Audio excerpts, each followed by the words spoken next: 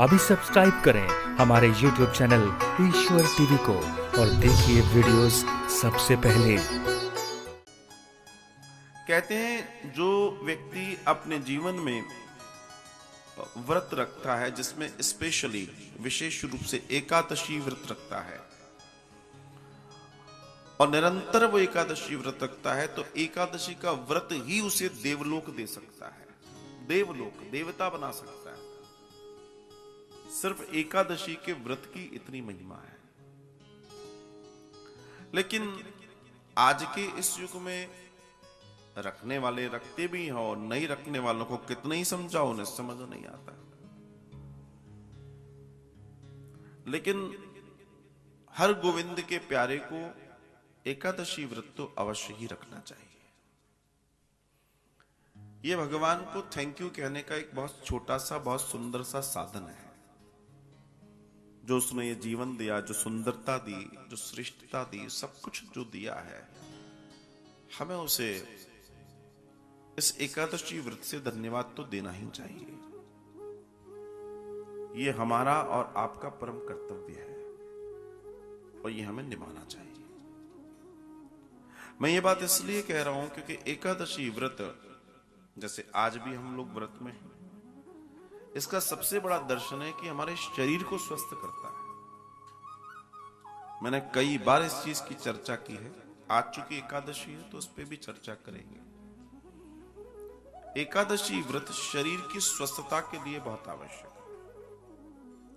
अगर आप चाहते हैं कि आपके शरीर में कोई गंभीर बीमारी जनित न हो, तो आपको एकादशी व्रत रखना चाहिए।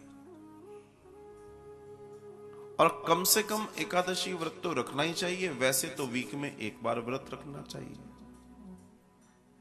लेकिन व्रत रखना चाहिए या उपवास रखना चाहिए, दोनों ही चीजें साथ। व्रत मीन्स कमिटमेंट के साथ और उपवास मीन्स क्या करना है क्या नहीं करना।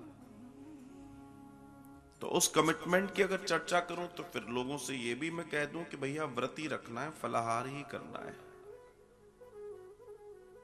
यह भी निवेदन है, क्योंकि आज की तारीख में इतना अज्ञान बढ़ गया है कि लोग समझते हैं कि जिस दिन व्रत है उस दिन जितना खा सकते हो खाओ, घी में तल तल के।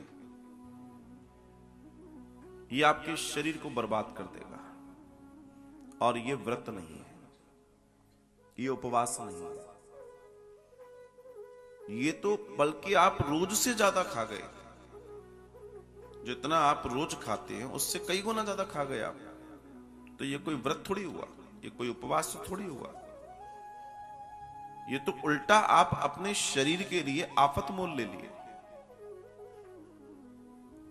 एकादशी व्रत में दशमी की शाम से भोजन हल्का हो जाता है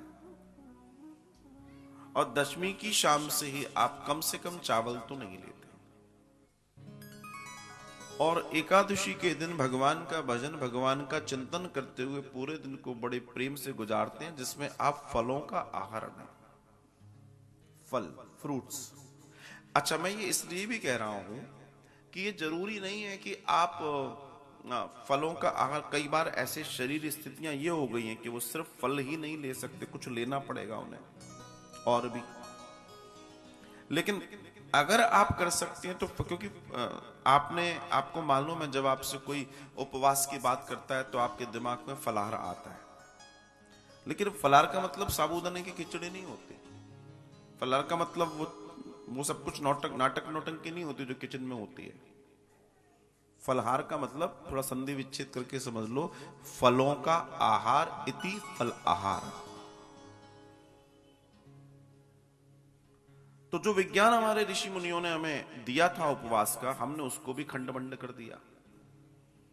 और वो इसलिए दिया था कि आपके शरीर को जब गैप मिलेगा भोजन का तो शरीर रिपेयरिंग करेगा शरीर की। अब रिपेयरिंग होनी बंद हो गई, एक्स्ट्रा काम उस पर बढ़ गया तो शरीर डैमेज ही होगा, बनेगा तो नहीं। और कई बार यही होता है कि जिस दिन उपवास है उस दिन बेचारी कढ़ाई भी सोचती है आज सुबह से टंगी हूं गैस पर, कुछ होगा मेरा नहीं होगा।